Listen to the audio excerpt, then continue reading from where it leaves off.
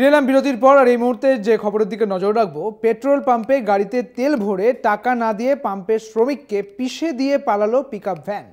চাঞ্চল্যকর ঘটনাটি ঘটেছে নদিয়া শান্তিপুর থানার অন্তর্গত কন্দখোলা পেট্রোল পাম্পে।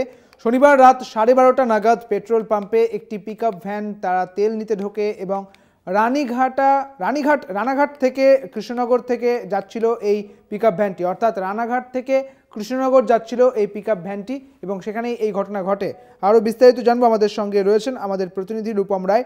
রূপম, ঠিক কী ঘটনা ঘটেছে? এখনো পর্যন্ত যে ভ্যানটি চলে যায় তাকে কি এখনো পর্যন্ত পাকড়াও করা গিয়েছে?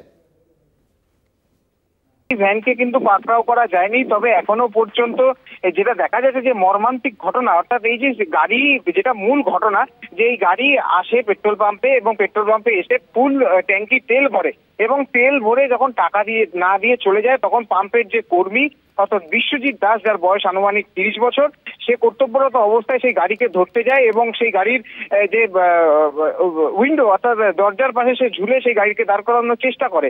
কিন্তু সেই সময় সে এই গাড়ির ভেতরে থাকা কেউ তাকে হয়তো বা ধাক্কা মেরেছে, এমনটাই এলাকাবাসী বা সিসিটিভি থেকে বোঝা যাচ্ছে। তারপর সে পড়ে যায় এবং তার উপর দিয়ে গাড়ি চালিয়ে চলে যায় ওই পিকআপ ভ্যানের চালক। তারপর ঘটনাস্থলে মৃত্যু হয় ওই যুবকের। পরবর্তীতে শান্তিপুর হাসপাতালে নিয়ে গেলে কর্তব্যরত চিকিৎসকরা তাকে মৃত বলে ঘোষণা করে। এই ঘটনা কিন্তু পরিবারে নেমেছে শোকের ছায়া, তবে এখনো পর্যন্ত ঘাতক গাড়ির খোঁজে কিন্তু তল্লাশি শুরু করেছে শান্তিপুর থানার পুলিশ। সুদীপ্ত, অনেক ধন্যবাদ রূপম তোমাকে। আমাদের সঙ্গে ছিলেন আমাদের প্রতিনিধি রূপম রায়।